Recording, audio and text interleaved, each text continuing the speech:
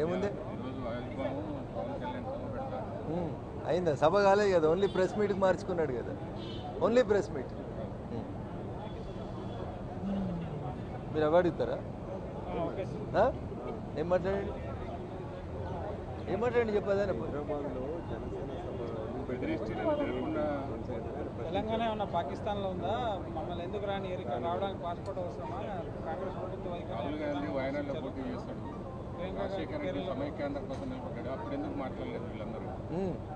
ఇప్పుడు అవే ప్రశ్నలా?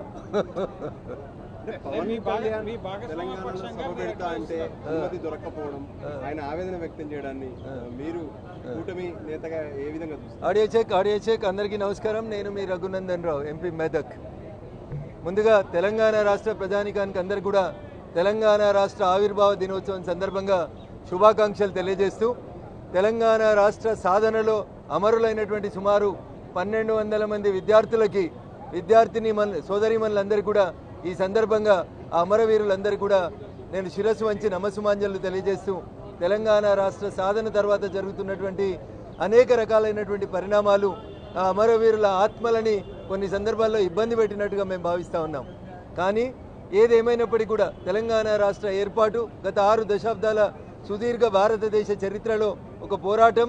Idli sambar go back దగ్గర నుంచి మొదలుకొంటే తెలంగాణ రాష్ట్ర సాధన వరకు జరిగినటువంటి పోరాటంలో 69లో చనిపోయినటువంటి 369 మందికైనా, ఆ తర్వాత జరిగినటువంటి 2001 తర్వాత జరిగిన ఉద్యమంలో చనిపోయినటువంటి అమరుల ఆత్మలకి శాంతి చేకూరాలని, తెలంగాణ రాష్ట్రం దేశంలోనే అగ్రగామిగా నిలబడాలని, అదే ఆ అమరులకి మనం ఇచ్చేటువంటి అసలు సిసలు నివాళిగా నేను భావిస్తూ, ఈరోజు ఏ గడ్డ మీదకైతే వచ్చి యాదిరెడ్డి లాంటి సోదరులు అమరులై రాష్ట్ర సాధన కోసం పోరాడినరో వారందరికీ కూడా మరొకసారి శిరస్సు వంచి నేను అభినందనలు, వారి అమరత్వానికి జోహార్లు తెలియజేస్తా ఉన్నాను. జై హింద్, జై తెలంగాణ.